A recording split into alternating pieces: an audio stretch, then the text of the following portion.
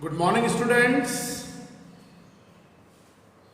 इससे पिछले वीडियो में हमने वर्कमैन कंपनसेशन रिजर्व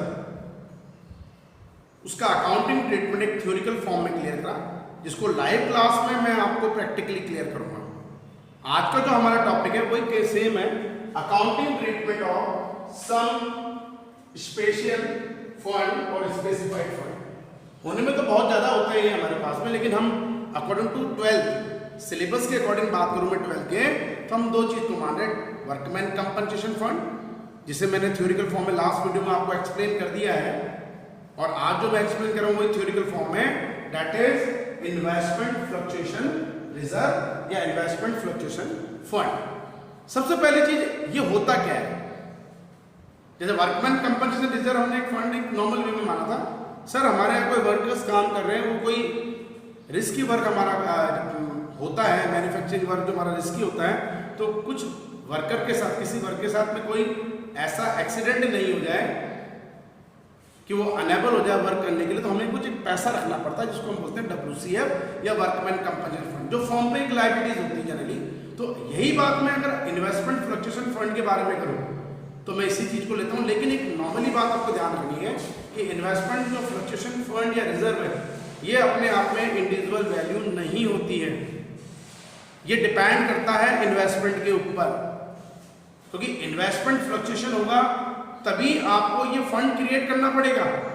अगर मेरा इन्वेस्टमेंट फ्लक्चुएट ही नहीं है, इन्वेस्टमेंट में कोई मेरा इंक्रीजिंग डिक्रीजिंग अमाउंट चल ही नहीं रहा है, तो मैं उस कंडीशन में जो है, हमारे पास कंडीशन क्या है, हम इन्वेस्टमेंट ही नहीं लेंगे तो आपका इन्वेस्टमेंट फ्लक्चुएशन फंड होगा भी नहीं।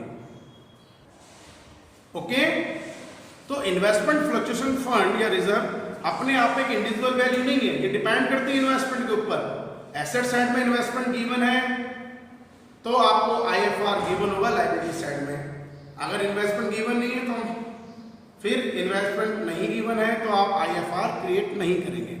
अब नॉर्मली एक चीज मैं मानूंगा डेफिनेशन के बेस पे, अगर IFR को क्लियर करूं तो what is the meaning by IFR? Sorry, it is a reserve created out of profit, है हमारा प्रॉफिट का पार्ट है, out of profit to meet the difference between book value and market value. Market value भी क्या, investment की, लेकिन किस condition में, जब ये गिरे, इन्वेस्टमेंट हमारा अगर फॉल हो रहा है, हमारा नीचे आ रहा है, fall in the market price of the investment. अगर इन्वेस्टमेंट इंक्रीज कर रहा है या एज इट इज है तो IFR आपके यूज में, IFR है, या इसको आप IFF भी बोल सकते हैं, इन्वेस्टमेंट फ्लक्चुएशन फंड भी बोल सकते हैं, आप यूज नहीं करेंगे। जब आपने उसको डिक्रीजिंग अमाउंट के लिए यूज नहीं करा तो फिर कहाँ जाएगा, ये आपका मेन क्वेश्चन है। ठीक है, तो कहने का मतलब क्या हो गया, हमने ये IFR क्यों क्रिएट करा है, इन्वेस्टमेंट में होने वाला डिक्रीजिंग अमाउंट को एडजस्ट करने के लिए हम IFR क्रिएट कर रहे हैं। ओके, अब जब मैं इसके अकाउंटिंग प्रोसेसिंग के बेस पे करूंगा तो आप किस तरह से इसको क्लियर करेंगे, ये हमारे लिए मेन क्वेश्चन है। अब दो तीन पॉइंट हमारे कुछ जो है वो WCR के अकॉर्डिंग चलते हैं। सबसे पहली चीज मैं एक नॉर्मली बात मानता हूं, इसको हम एक एग्जांपल में बैलेंस शीट करेंगे। बैलेंस शीट, ये लायबिलिटी साइड हो गई और ये हमारी asset side. Amount, assets, amount,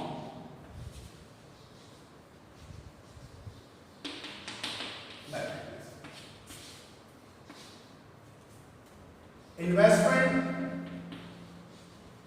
given है, ये बुक वैल्यू पे, और आपने ऐसी जगह पैसा इन्वेस्टमेंट करना है, शेयर मार्केट वगैरह जो होता है थोड़ा फ्लक्चुएट मार्केट होता है, ऊपर नीचे चलता है, इन्वेस्टमेंट अमाउंट इंक्रीज भी करता है, डिक्रीज भी, तो हम उस अनसर्टेनिटी से बचने के लिए एक फंड क्रिएट करते हैं, जिसको हम नाम देते हैं, जो लायबिलिटी होगा IFR या IFF। ओके, अब एडजस्टमेंट कैसे करें, जैसे मैं एग्जांपल लूं उसमें भी, चलो अपन एक अमाउंट ले लें। सर इन्वेस्टमेंट है 1 लाख रुपीज, IFF हमको गिवन है 10,000 रुपीज। ओके, मैंने 1 लाख रुपए ऐसी जगह इन्वेस्टमेंट कर रखा है जो फ्लक्चुएट होता रहता है, कभी ऊपर चल रहा है कभी नीचे चल रहा है, तो इसके लिए मैंने एक फंड बना रखा है IFR, दैट इज रुपीज 10,000। अब मैं अकॉर्डिंग टू केसेस चलूंगा इसमें। सबसे पहली कंडीशन वही, इसमें भी 4-5 केसेस आपको लेने हैं। इंडिविजुअल सम में ये कुछ भी आ सकता है, लेकिन मेन सम जब अटैम्प्ट करेंगे तो कोई एक पॉइंट ही आएगा। सबसे पहले इन्वेस्टमेंट आपको गिवन है 1 लाख रुपीज का, और उसकी मार्केट वैल्यू भी, मतलब ये मानेंगे कि बुक वैल्यू एंड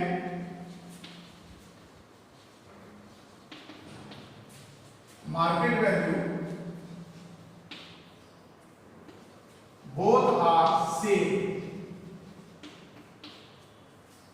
दोनों हमारे पास में सेम है।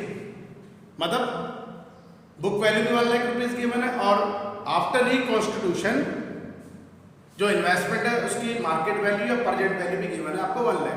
दैट मीन्स अब ये इन्वेस्टमेंट हमारे कोई काम नहीं आ रहा है, तो it is treated as a undistributed profit.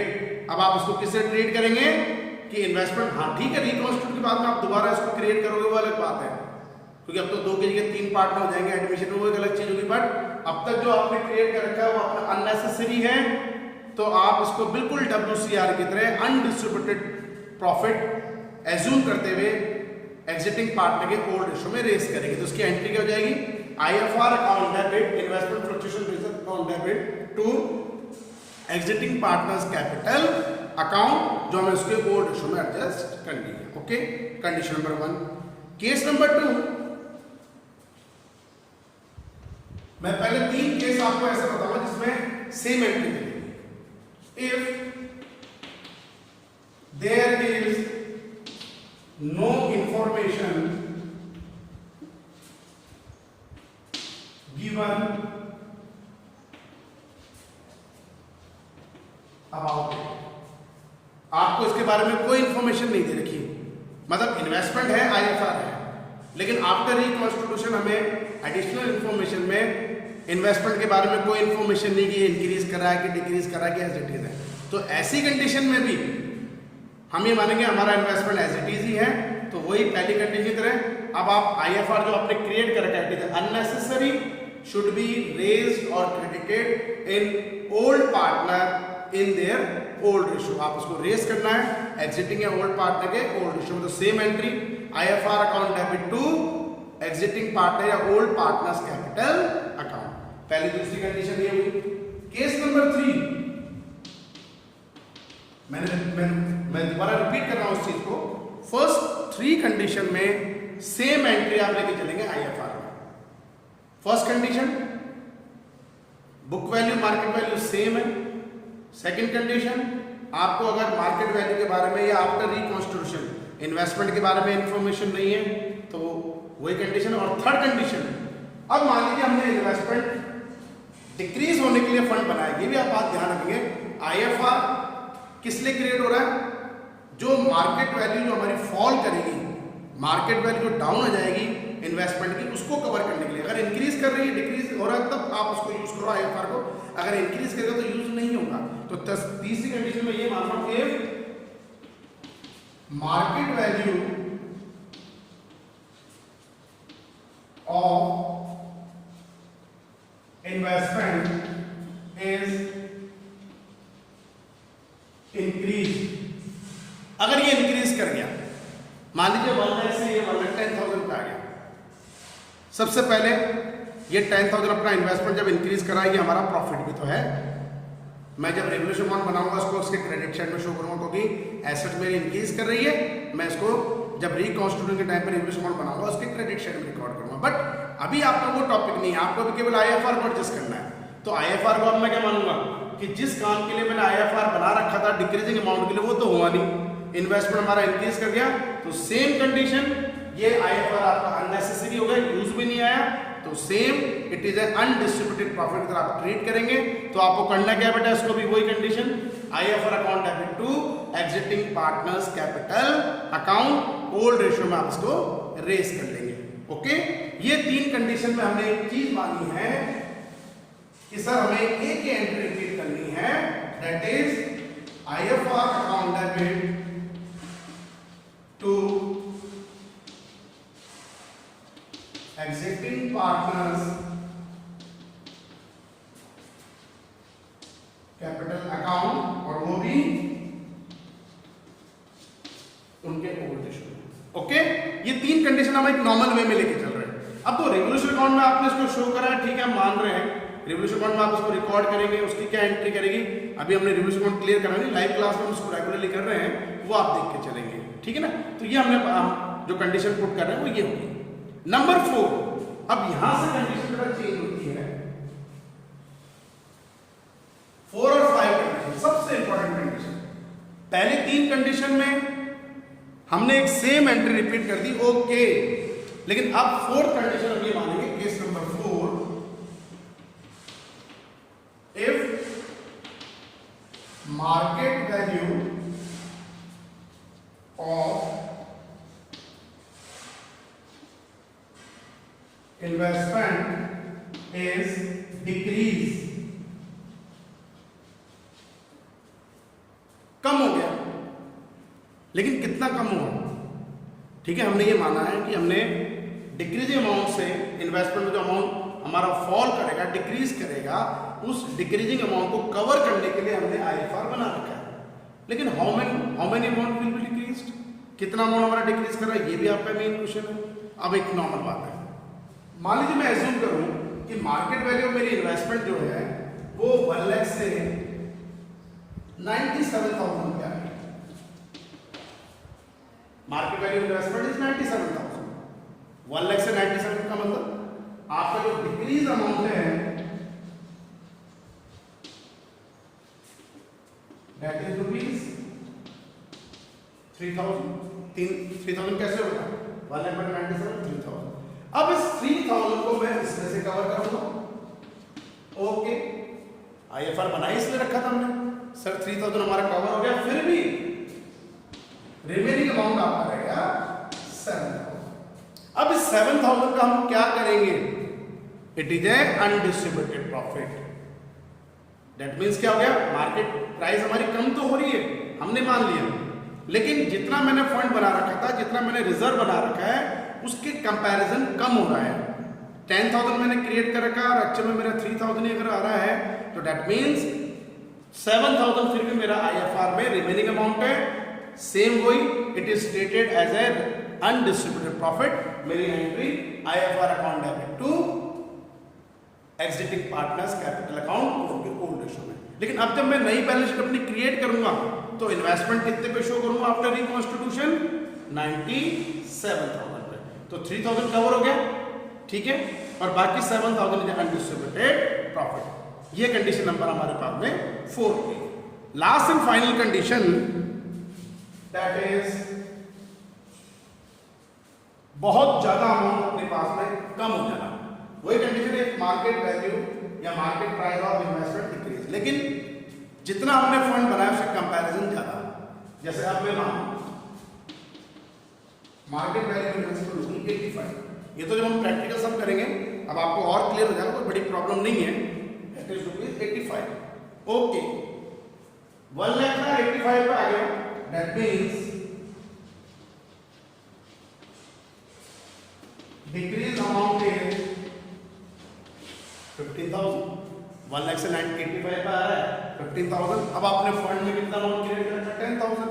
अब एक चीज है, चलो 10,000 तो आप पूरा कवर कर लो, फिर भी आप 5,000 फिर भी लॉस में हो, it is a revolution loss, ठीक है, 10,000 हमने कवर कर लिया, ओके, लेकिन जो 5,000 रिमेनिंग अमाउंट है, अब आपको आफ्टर रिकॉन्स्टिट्यूशन इसको एक लॉस मानना पड़ेगा अपने लिए, जिसे हम रिवोल्यूशन के डेबिट में शो करेंगे। तो अगर मैं उसकी एंट्री करके चलूंगा, that is a revaluation account debit. Complete entry जब आप प्रैक्टिस कराओगे जब आपको बताएंगे, revaluation account debit to investment account 15 नहीं 5,000, बिकॉज 10,000 तो अपने आईएफआर में कवर कर लिया, उसकी भी एंट्री बनती है, वो कोई नहीं, IFR account debit to claim for investment हम करके चलेंगे, लेकिन मैं आपको जब इसका प्रैक्टिकल सम कराऊंगा तो उसमें आपको और अच्छी तरह एक्सप्लेन करूंगा वो चीज, ठीक है। तो ये 5 कंडीशन हमने जो है 4 और 5th कंडीशन हमने ये कंडीशन क्लियर करी है, लेकिन इंडिविजुअली सम की हम बात कर रहे हैं तो बेटा ये बहुत इंपॉर्टेंट टॉपिक आप लोगों के लिए चलेगा, थोड़ा ध्यान से। और जब मेन सम मैं कर रहा हूँ फॉर ए 6 मार्क्स, चाहे एडमिशन करेंगे हम, चाहे रिटायरमेंट डेथ करेंगे, अगर ये पॉइंट आ गया आपका तो इन 4-5 कंडीशन में कोई एक पॉइंट ही हमारे आएगी, लेकिन अगर आपने उसको गलत शो कर दिया तो बेटा पूरा सम गलत हो जाएगा, आपकी बैलेंस शीट मैच नहीं करती है। थोड़ा इस चीज़ को ध्यान देकर चलना। इसलिए मैंने अभी भी आपको एक क्लियर कंडीशन कर दी है कि आपकी ये टॉपिक तो WCR वर्कमैन कंपनसेशन रिजर्व और फंड, ये तो 19 के पेपर में 2019 के पेपर में आया भी है 2 मार्क्स में, और 20 में नहीं आया कोई बात नहीं, लेकिन मेन सब में आया था। और अब जो पेपर होगा उसमें हमारा अपने लिए इंडिविजुअली भी इंपॉर्टेंट बनेगा और आपके प्रैक्टिकल भी इंपॉर्टेंट बनता है, इंडिविजुअली में भी और मेन सब में भी। तो ये 5 कंडीशन अपने कंडीशन करिए थ्योरिकल फॉर्म में IFR के लिए भी, लेकिन फर्स्ट 3 कंडीशन एक सिमिलर कंडीशन है, फोर्थ कंडीशन भी सिमिलर मानो, जितना अपने IFR क्रिएट करा उससे उसके कंपैरिजन कम अमाउंट इन्वेस्टमेंट हमारा डाउनफॉल हो रहा है, तो बाकी अमाउंट को अपन ने अनडिस्ट्रीब्यूटेड प्रॉफिट। तो ये अनडिस्ट्रीब्यूटेड प्रॉफिट भी होता है और ये रिवोल्यूशन लॉस भी होता है। ये क्लेम फॉर इन्वेस्टमेंट के लिए भी चलेगा, थोड़ा अच्छा टॉपिक है, इसको क्लियर करके चलेंगे। तो आज की क्लास में हम ये टॉपिक यहीं फिनिश करेंगे थ्योरिकल फॉर्म में। अब इसको हम प्रैक्टिकल फॉर्म में इंप्लीमेंट करेंगे अपने नेक्स्ट वीडियोस में, ठीक है। तो बी सेफ, आप लोग सुरक्षित रहिए, स्टे एट होम, अपने घर पे रहिए। और 12th क्लास है बेटा, आपको अपनी स्टडीज को रेगुलरली मेंटेन रखना पड़ेगा, किसी भी तरह की लापरवाही नहीं होनी चाहिए। रेगुलर अपनी स्टडी को मेंटेन रखिए ताकि स्कूल जब रीओपन होए हमारे ओपन हो जाए, ऑफलाइन क्लासेस अपनी स्टार्ट हो जाए, आप लाइव हमको देखें, तो हमें नोट्स की कोई, मैंने नोट्स आपको सेंड कर दिए हैं, आगे के चैप्टर के नोट्स भी अब मैं सेंड कर दूंगा 1 आध दिन में आपको, इसलिए क्योंकि आप रिटायरमेंट है तो आगे के चैप्टर के नोट्स भी नोट डाउन करते रहे। डिसोल्यूशन तक शायद मैंने सेंड कर दिए हैं, वो नहीं करेंगे तो मैं दोबारा सेंड कर दूंगा ताकि आप उसको नोट डाउन करते रहें, ताकि जब स्कूल रीओपन होए तो हमें नोट्स की रिक्वायरमेंट बोर्ड पर ना पड़े, सीधा हमें प्रैक्टिकल सम करना है। ओके, तो आज की क्लास ओवर करते हैं। Thank you.